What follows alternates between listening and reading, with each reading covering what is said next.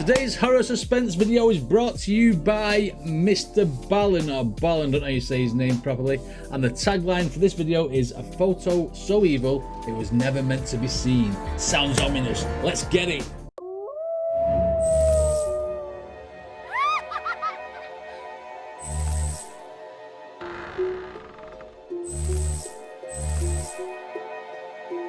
Okay, a photo so evil it was never meant to be seen. Let's see why this photo should never have been seen. This is a 27-minute video. Let's get it. Today, I'm going to share 3 progressively more unbelievable stories, and at the end of each of them, I will share the famous photo or photos that are associated with them. But all right, so it's 3 stories, three separate stories. Okay. Before we get into those stories, if you're a fan of the strange, dark, and mysterious delivered in story format, then you've come to the right place because that's all we do, and we upload once a week. So, if that's of interest to you, please unpair all of the Bluetooth devices connected to the like button's phone. Also, please subscribe to our channel and turn on all notifications so you don't miss any of our weekly uploads. Okay, let's get into today's stories. Early on the afternoon of October 12th, 1960, a 17-year-old high school student named Otoya Yamaguchi stood alone in his brother's house in the city of Tokyo, Japan, waiting for a tea kettle of water to boil. It was a Wednesday, so Otoya should have been at school, but that day he had gone to school and then snuck out a side door during lunch. More and more often these days, Otoya was feeling like school was kind of meaningless. It was hard for him to sit in history class and watch all of his classmates diligently take notes when, in Otoya's mind, he felt like all the real history was happening outside of the classroom. Just then, the kettle on the stove began to whistle, which meant the water was boiling, and so Otoya grabbed the kettle, he took it off the burner, and he poured it over a tea bag in a cup. And as Otoya began to stir his tea, he began to go over what he was going to do later that day. It was undeniable that Otoya had a very difficult afternoon in store. He had a meeting with a person who was very important, and during this meeting, Otoya would have to deliver some very bad news. In fact, this news was so bad that Otoya had decided what he was going to do was literally write down this bad news and hand deliver it. Now, Otoya had not quite figured out what he was going to write, but he knew whatever it was, it would have to be perfect. For months now, Otoya had been trying to articulate this bad news that was really weighing heavily on him to his peers and to adults and to anybody who would listen, but nobody took Otoya seriously. Adults would look at Otoya and think, oh, that's just some kid, what he's talking about can't be serious, and when Otoya would talk to classmates, they would just kind of laugh at him. Otoya frowned and he looked out the window and he thought to himself, you know, maybe this whole time I've been coming off as too angry when I talk about this bad news. Maybe I need to change the way I talk about it to sound more sincere. And as Otoya was thinking about this, he suddenly thought, oh my goodness, I know exactly what to write. And so Otoya abandoned his tea and ran over to his brother's desk. He grabbed a piece of paper and a pen and he started writing. Over the last year, Otoya had felt like he had really grown up and really started to find his true self. He had been raised in a very strict household. His father was a colonel in the Japanese military, and he expected Otoya to be obedient and polite, and so that was what Otoya had done. But I like the way this guy tells stories. He paints a very, very good picture. The only thing I don't know is what the bad news is. I take it that's coming later. Otoya to be obedient and polite, and so that was what Otoya had done. But a couple of years earlier, Otoya had managed to secure a spot in a high school in Tokyo, far from where he had grown up, far from his father, and Otoya was really excited. He felt like going to this high school in Tokyo would finally allow him to kind of get out from under his dad's strict authoritarian rule. And his father had let him go to the high school in Tokyo, but after only a couple of weeks, it turned out Otoya's father had decided, nope, I don't want you to go there, and he had insisted that Otoya come back home and go to a Catholic school closer to their hometown. Nothing worse than parents telling you what to do, because the kids always go against that.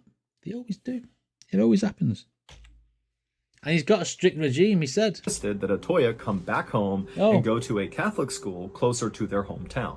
And it was at this point that Otoya, for the first time really in his whole life, he decided to push back against his dad. Good lad. Even though Otoya did come home, he did go to this Catholic school, as soon as he was home, he began constantly begging his dad to let him return to Tokyo, let him go back and live with his brother who lived in Tokyo, and let him go to the high school that he loved. And eventually, surprisingly, Otoya's father relented and said, okay, fine, you can go to Tokyo, you can do what you want. And so Otoya had been totally overjoyed. He had returned to Tokyo, gotten re-enrolled in the high school. But after only a couple of months, Otoya had kind of lost interest in the school, and instead his focus had now shifted to politics. Otoya's brother, who... No. Don't become a square. Don't become a politician. No. Boring. And instead, his focus had now shifted to politics. Otoya's brother, who Otoya lived with in Tokyo, was very into politics, and he was always taking Otoya to speeches and rallies, and very quickly, Otoya had gotten into it. And eventually, Otoya began to think that his purpose in life was in politics, and he just didn't like the idea of having to wait until he graduated from high school to pursue that career ambition. But when Otoya brought these ambitions up to anyone who would listen, no one took him seriously. No. They looked at him as a skinny, scrawny, kind of meek little guy who was not going to make a difference in the world. But Otoya begged to differ.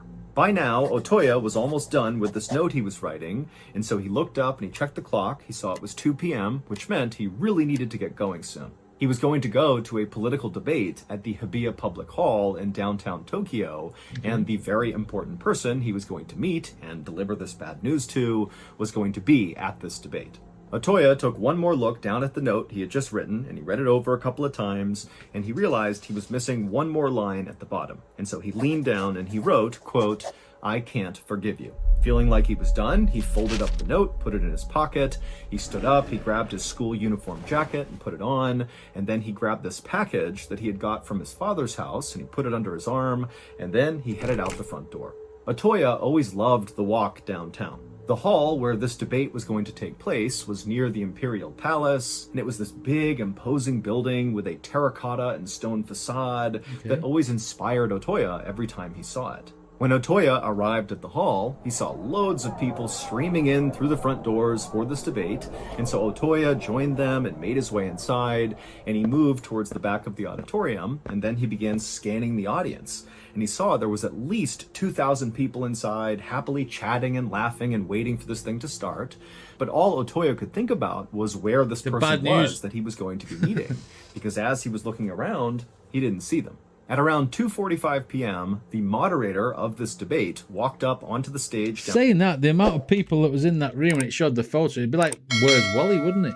At around 2:45 p.m., the moderator of this debate walked up onto the stage down in front. He went to the podium, he grabbed the mic, and he began telling the audience to take their seats and to be quiet, and then he began to explain the rules for this debate. Otoya, at this point, was really only half listening because he was still looking all around the inside of this hall for this person he was going to meet. You know, where are they? They're not here. 15 minutes later, at around 3 p.m., the moderator left the podium and a new speaker came out on stage. He was a politician named Inajiro Asanuma, and he was the chairman of the Japan Socialist Party. But when he began to speak and all the thousands of people in attendance leaned in to listen, Otoya was totally not listening because he could now see the person he was going to meet had arrived.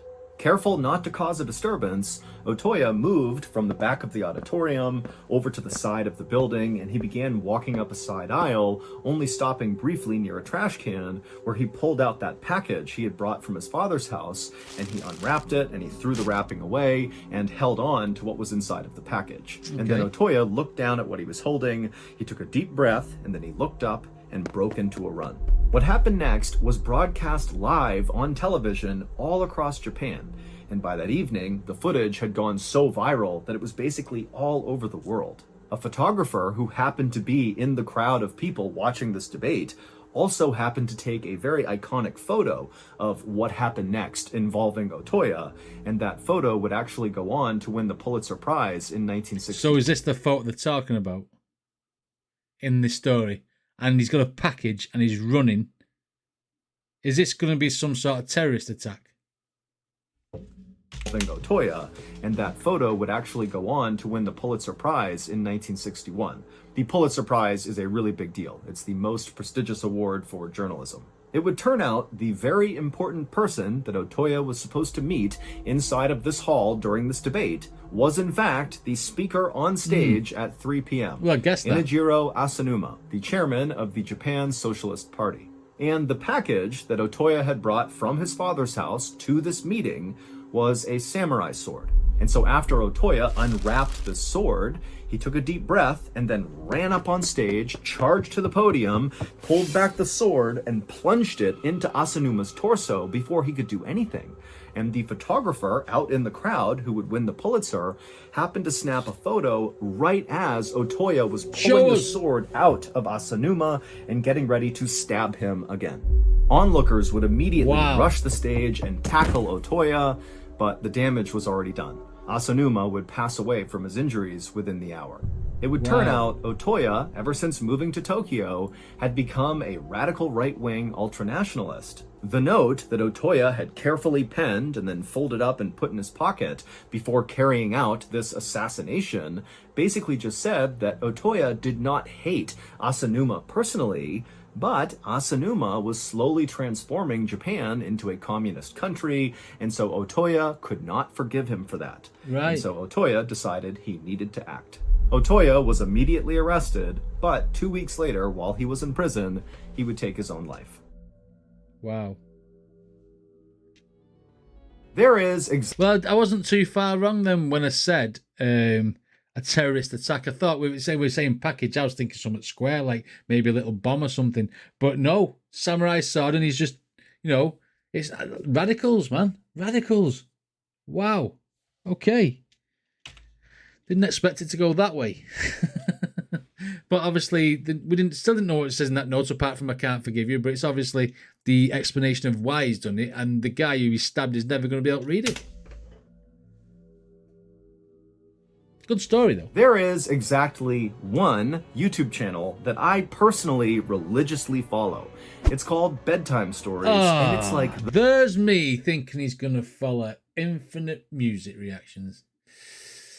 Hit that follow button. Joking.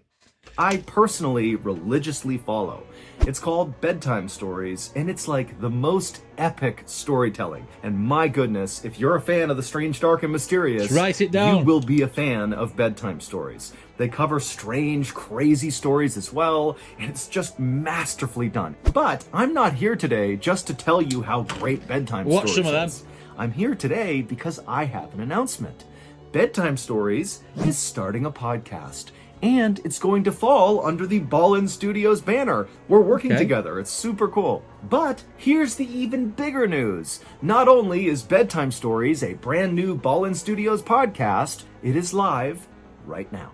New episodes of the Bedtime Stories podcast will air each week on Wednesday, but right now the first 3 episodes of the podcast are available wherever you get your podcasts. So go and mule kick the Bedtime Stories follow button right in the solar plexus and get hooked on them just like I did. That's a bit But aggressive, first, Mr. check Ballen. out this clip from the trailer for Bedtime Stories. Oh my God, Gold Star.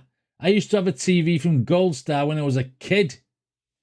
The speakers in it were rubbish. Turn off the lights, get into bed, and turn up the volume. It's time for a creepy bedtime story. From BALLEN Studios, welcome to Bedtime Stories, a new weekly show that will truly immerse you in a strange, dark, and mysterious world and haunt your dreams. We'll bring you true stories from around the world, from the paranormal to the supernatural, unsolved mysteries, strange deaths, cryptids, and the most disturbing of true crime, all told in a unique and bone-chilling way. New episodes every Wednesday. Follow Bedtime Stories wherever you get your podcasts. Bedtime Stories. Are we having a bit of that, guys? Think we'll do some bedtime stories on this stream as well? It sounds intriguing, that. Bamboozled is the next story.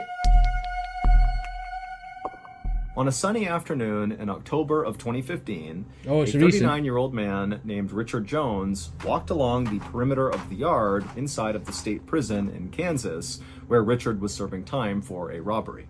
Up ahead, Richard could see there was a small basketball court with one hoop on it, and on the blacktop were dozens of other inmates that were exercising and chatting and socializing, and Richard actually knew most of them because he had been in prison for 16 years now, and Wow. Richard was also a very likable guy who was very outgoing and personable, and so he made friends really easily, even in prison. And so as Richard continued his Which begs the question, if he makes friends that easy, is easygoing, nice guy, how's he in there? What's he done?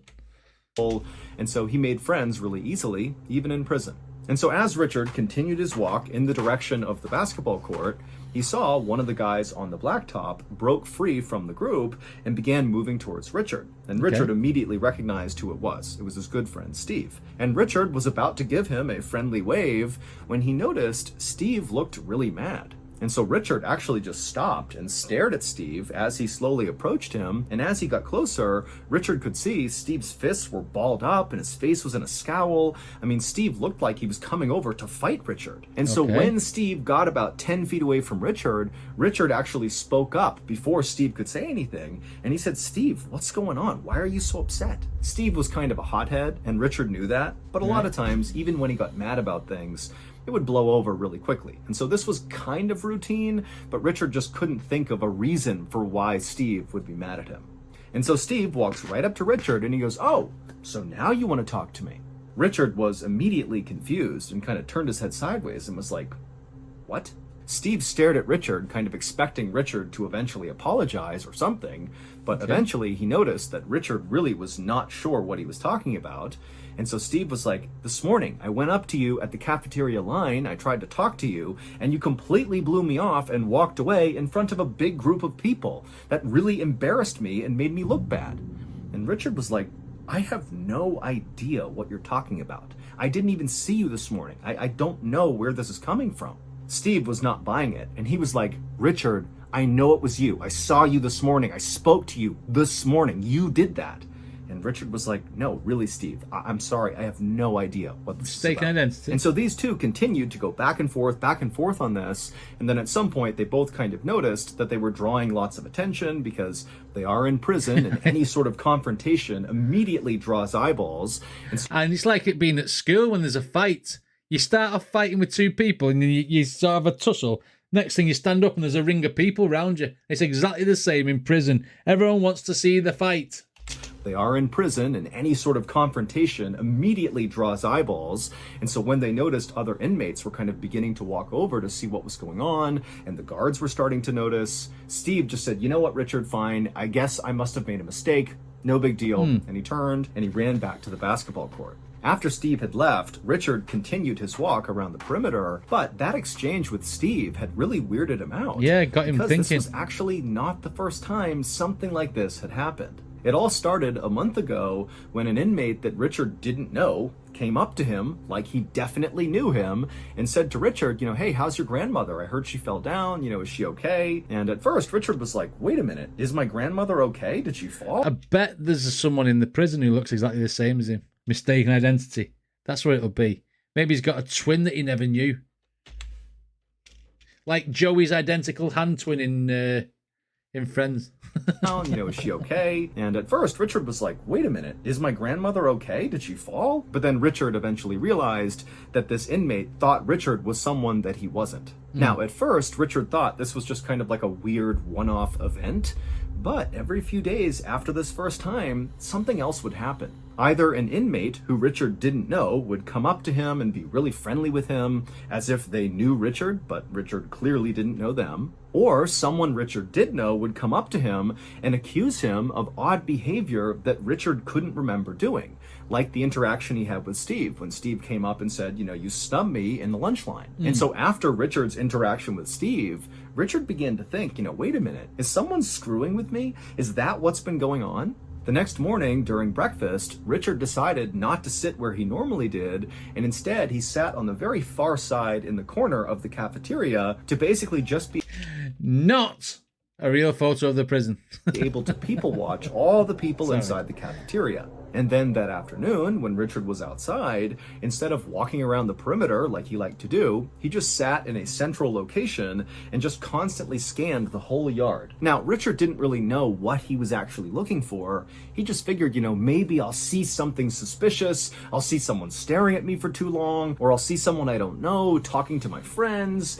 Something will tip me off to what's been going on for the past couple of weeks. But despite all this careful people watching he was doing, Richard didn't see anything suspicious. Until 1 week after the interaction Richard had with Steve about snubbing him in the lunch line, Richard was sitting in the cafeteria again when he noticed something very strange on the other side of the cafeteria. Okay. And when he saw it, he just stood up and stared, and he felt his heart starting to race faster, and he felt his breath speeding up, and Steve actually was sitting next to him and said, "Hey, Richard, what's going on?" And Richard couldn't even find the words. He just raised his arm up and pointed to the other side of the room. When Richard had originally been arrested 16 years earlier, it was for robbing someone in a Walmart parking lot. Richard had always claimed he did not do it, but multiple witnesses had pulled Richard out of a lineup saying, "That's the guy." doppelganger. And the woman who actually got robbed told police she overheard the getaway driver yelling to Rick, the man who had robbed her, to get in the car so they could leave. And Rick is a nickname for Richard. Yes. Richard had insisted he was at a barbecue in another... There's also another nickname for Richard, but we can't say it on stream. is a nickname for Richard. Richard had insisted he was at a barbecue in another state at the time of this robbery, and so it really couldn't have been him, but the evidence was just overwhelming, and so eventually he was convicted. Richard had never been able to understand why so many people 16 years earlier had insisted that he was the one who committed that crime. And more recently, he couldn't understand why his friends, like Steve, were accusing him of doing things that he didn't remember doing. But that night in the jail cafeteria, when Richard spotted something on the other side of the room, suddenly everything over the last 16 years made perfect sense. Richard really was an innocent man. He did not rob that woman in the Walmart parking lot. His doppelganger had. A doppelganger is someone who looks exactly like you, but they're not actually related to you. It's just genetic chance that somebody else on the planet looks just like you. And it just so happened that Richard's doppelganger, who was this man named Ricky Amos, so it just so happened as well that the doppelganger shared basically the same first name, Ricky and Richard. Well, this doppelganger, Ricky, just happened to be sent to the same prison that Richard was at for a totally unrelated crime. These two men have never met. There's no connection whatsoever. They just look the same.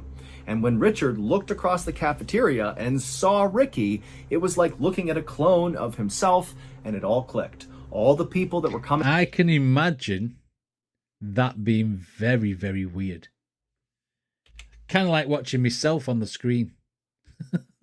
It was like looking at a clone of himself, and it all clicked. All the people that were coming up to him saying, "You were doing this and acting weird."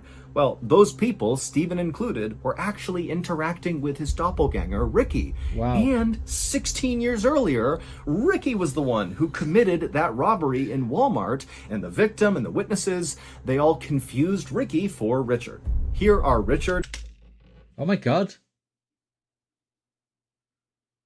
Apart from a few grey bits, you would say it was the same person, wouldn't you? Oh, he's got slightly different ears, but he's even got the same, almost the same hair. Wow. The victim and the witnesses, they all confused Ricky for Richard. Here are Richard and Ricky's photographs side by side. Once a judge was made aware of this situation and saw the two photos side by side, he knew the police had made a mistake. Even the prosecutor who had tried Richard in the robbery case supported his release. Richard was freed in 2017 and got a $1 million settlement from the state. As for the doppelganger, Ricky Amos, he was never actually tried for the robbery 16 years earlier because by the time they figured out... Look at that. Looks even more like him from the side view. He was the robber. The case was too old to try. Unreal, that, isn't it? Suspended. Nice little payout, though, isn't it? But then again, if he'd been in prison for 16 years, I think you'd rather have the time than the money, wouldn't you? Mad, that story. Mad. On the evening of March 15th, 2018, a 55-year-old man named Jian stumbled out of this fine dining restaurant in downtown Singapore and promptly threw up on the sidewalk. Pedestrians jumped back to get out of the way, and a woman in high heels and a beautiful fancy dress mumbled something insulting about how drunk Jian must be. But Jian was not drunk. He was totally sober, and now he was absolutely mortified. Jian was actually a businessman who was attempting to impress his clients at dinner, but as he had been sitting at the table with his clients, he had started to feel this pressure in his chest that became so intense that at some point he just had to get up and run outside and vomit. And so after Jian had stood up and wiped his mouth, he thought, now that he had been sick and thrown up, that he would feel better. But as he was standing there, he noticed the pressure in his chest had not been relieved at all. And so, as much as Jian wanted to stick around and talk more with his clients, he felt like the only thing he could do now was to go in and politely excuse himself for the rest of the night and just go home and sleep off whatever was going on with him. You've got pressure in your chest, you go to the hospital. That's your first protocol. Excuse himself for the rest of the night and just go home and sleep off whatever was going on with him. But when Jian went back into the restaurant and was actually back at his table, before he could even say a sentence to his clients explaining the situation, he was turning around and running back outside and vomiting on the street again.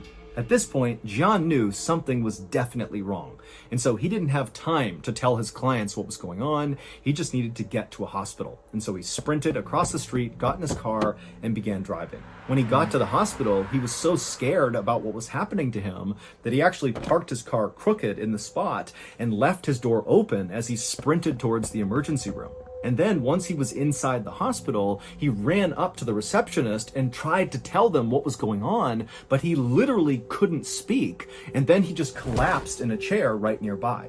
Now, the hospital was extremely busy, but all the nurses could tell whatever was going on with this man, it could not wait. And so they ran over to him, they lifted him up, they put him on a stretcher, and they wheeled him into a private exam room. And then once he was in there, they began taking his vitals, and also they began assessing him, looking for some sort of trauma on the outside of his body that could explain what was going on with him, but they couldn't find anything. And so after they were sure that Jian was stable, he was breathing okay, his heart rate was okay, he just couldn't speak, but he was going to be okay, the team decided that the next thing they should do would be to give him a CT scan. A CT scan is a specialized type of imaging that can show what's going on inside someone's body. It's like a really detailed X-ray. And after they gave Jian a CT scan, his results were baffling. There was this solid, fairly large, white object that was lodged at the base of Jian's esophagus. Your esophagus sits below your throat and above your stomach. It's basically the... That's why he's regurgitating his food that he's eating, isn't it? It's like when you have a hiatus hernia and it blocks the thing there. That's a similar sort of thing, but... Esophagus. Your esophagus sits below your throat and above your stomach. Yeah. It's basically the tube that food goes through to get to your stomach. But whatever was stuck inside of Jian's esophagus was not something that looked like food. It actually kind of looked like a human hand. Now, the doctors had no idea what this thing was, and you got to remember that they really don't have much information here. All they know is this middle-aged guy who's dressed really well has come running into the hospital, he can't speak, and he's collapsed. And here we are. He has this obstruction in his esophagus. And so even though the doctors really had no idea what they were dealing with, what they knew is they had to get this foreign object out of Jian. So they wheeled Jian into the operating room for emergency surgery, and then at some point a doctor came in with this long skinny tube that had a camera at the top of it. Endoscope. Their first step for this operation was putting this camera down into Jian to see what this thing was that was stuck inside of his esophagus. And so after Jian was prepped for surgery, the doctor with this camera began snaking it down Jian's throat until finally the camera could actually see this white object in his esophagus. And when the camera revealed what this thing was, the entire medical team in the operating room just gasped. They could not believe what they were looking at. To understand what they were looking at, we have to go back several hours. That night, Jian had decided he really wanted to impress his wealthy clients. And so he had decided to take them to this very special restaurant that none of them had been to, and he wanted them to try a very special and very rare dish that this restaurant sold. It was called sannakji. Sannakji is a Korean delicacy that is very popular in certain circles, Right. but it's also very dangerous. Every year in South Korea, at least 6 people die from eating What? sannakji. Because Why? It's like that fish that people cook, and if you don't cook it right, you can die from it. Blowfish, isn't it? Is this blowfish? It's like, why? Playing Russian roulette with food? South Korea, at least 6 people die from eating sannakji. Because sannakji is just a living octopus. You literally squid eat worked the far octopus as it's moving around, and the risk of it getting stuck in your throat is pretty high. And so as he swallowed it whole and it's trying to get back up, is that what's John happened? is trying to eat this living octopus, the octopus decided it didn't want to be eaten, and so it flailed its tentacles around, and finally its suckers lodged onto his esophagus, and that's where it stopped. Now, we don't know how long this octopus remained alive inside of John's esophagus, but we know it was alive at least for a little bit, because after John managed to swallow it down, it kept wriggling around and grabbing and trying to escape, and that's what created that intense pressure in John's chest and kept causing him to go vomit. And so when the doctors put that camera down John's throat, they saw a whole octopus. The octopus was removed from John's esophagus, and 2 days later, John was discharged, fully recovered. It's unclear if Jian ever tried sannakji again. It's just stupid. It's just stupid. Eating live things, especially ones with tentacles and suckers. You know octopuses can get through the smallest thing. Fully recovered. It's like unclear no skeleton, if have they? Jian Just ever a tried beak. sannakji again. Wow. At 4 a.m. on a winter day in 1993, a 50-year-old man named Joe walked down a dark hallway inside of his farmhouse in Kentucky. As he moved, he did his best to be as quiet as possible so as not to wake up his wife or son, who were sleeping nearby. But when Joe got about halfway down the hall, he happened to look inside the family room, and he thought he saw something moving. He strained his eyes to see who it was, thinking maybe it was his wife or son who had gotten up for some reason, but he just couldn't tell. However, as Joe stared into the darkness, he heard the sound of floorboards creaking inside the family room, and then before Joe could do anything, the thing he had seen moving was now rushing straight towards him. Hours later, Kentucky State Police would arrive at Joe's house, and what they would discover there was a monstrous crime that literally had never been committed before in this part of Kentucky. So that's going to do it. If you got something out of today's stories and you want more content, Yeah, don't eat an octopus when they're alive. Some crazy stories there. I mean, the first one, the doppelganger one, that was just bad luck, wasn't it? Having someone who looks exactly like you and doing the crimes and making you do the time and then winding all your friends up. That's just unlucky. The octopus, do not eat the octopus. No. No. And that the guy who assassinated, well, he just must have been crazy. He must have been crazy. So anyone who does that is crazy. I don't care what they say. But again, I do enjoy Mr. Ballen's stories. I've done 2 or 3 of them now, and I'm impressed with the way he talks. You can visualize everything that he's talking about in a very, very good manner. I think he's very deep in the way that he talks. What did you guys think? Let me know in the comments. Don't eat no octopus. I'll see you next time.